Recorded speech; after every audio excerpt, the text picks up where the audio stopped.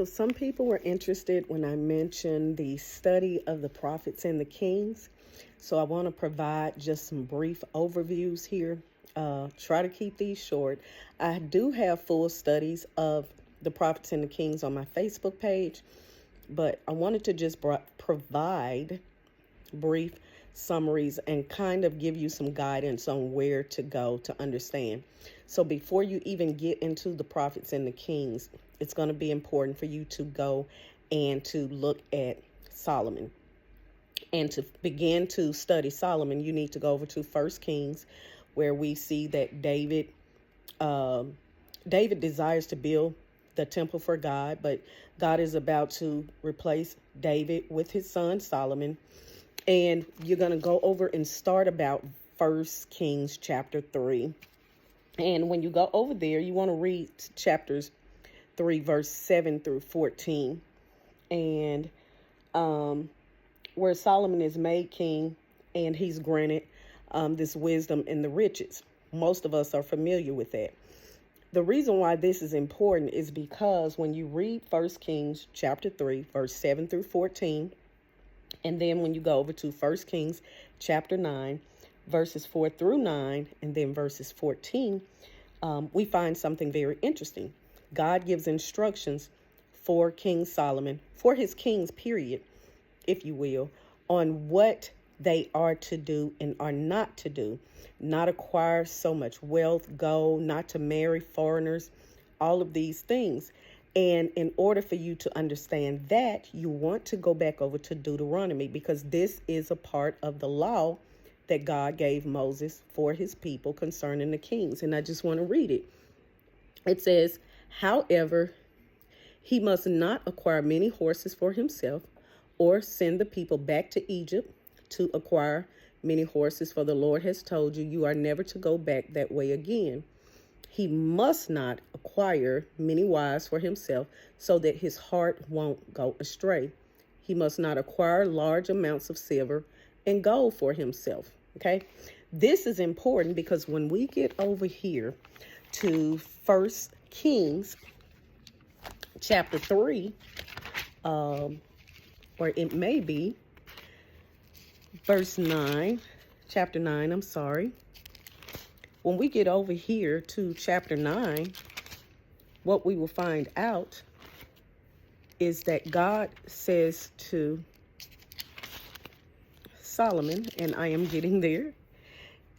He says in verse 4, as for you, if you walk before me as your father David walked with integrity of heart and uprightness, doing everything I have commanded you, and if you keep my statutes and ordinances, I will establish your royal throne over Israel forever, as I promised your father David. You will never fail to have a man on the throne of Israel. If you or your sons turn away from following me and do not keep my commands, my statutes that I have set before you, and if you go and serve other gods and worship them, I will cut off Israel from the land that I gave them, and I will reject the temple that I have sanctified for my name. Israel will become an object of scorn and ridicule among all the peoples. Though this temple is now exalted, every passerby will be appalled and will hiss. They will say, why did the Lord do this to the land and to this temple? Then they will say, because they abandoned the Lord their God, who brought their ancestors out of the land of Egypt. They clung to other gods and worshiped and served them. Because of this, the Lord brought all of this ruin on them. And then chapter 9, verse 14 says, now Hiram had sent the king 9,000 pounds of gold. When you go over to verse 27, with the fleet, Hiram sent his servants, experienced seamen, along with Solomon's servants. They went to Ophir and acquired gold there, 16 tons, and delivered them to Solomon. Then when you get in chapter 10, you read about Queen Sheba, who came and she questioned King Solomon about his wisdom, and she began to send him all of this gold and this silver. And the Bible continues talking about all of this wealth that Solomon had acquired. Well, when we get to chapter 11, this is what it says, and I want to read this. It's quite a bit, and then we're going to pause it for now, okay? Solomon's unfaithfulness to God, chapter 11, 1 Kings. King Solomon loved many foreign women in addition to Pharaoh's daughter, Moabite, Ammonite, Edomite, Sidonian, and Hittite women from the nations that the Lord had told the Israelites about. Do not intermarry with them, and they must not intermarry with you, because they will turn your heart away from me to their gods.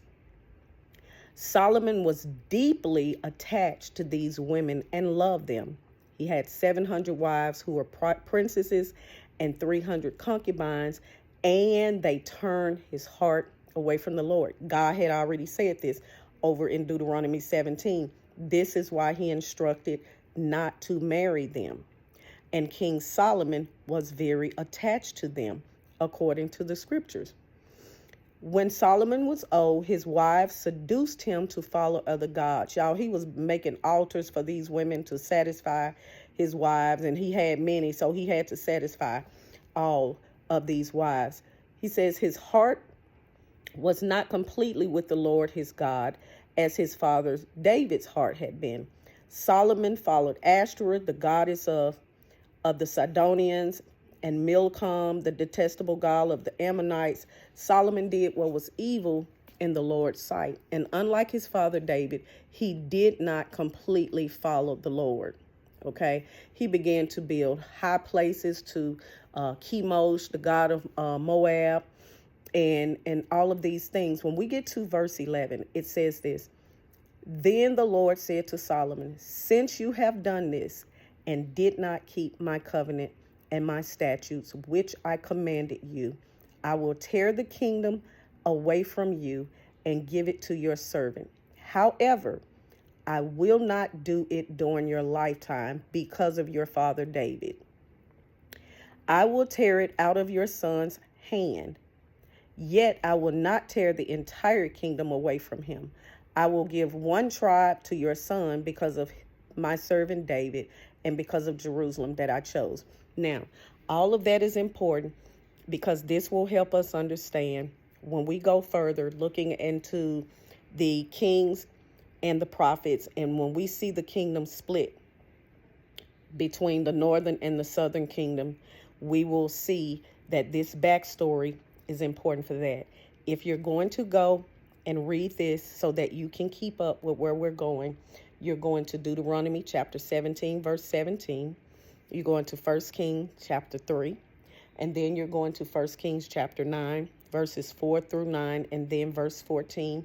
And then you're going to go to 1 Kings chapter 11, verse 11. You can read everything else in between, but that is the gist of the backdrop for where we're going when we start the prophets and the kings. I really hope this helps you, and I look forward to our next study where we will start with the pre-exile prophets and the kings. All right, bye-bye.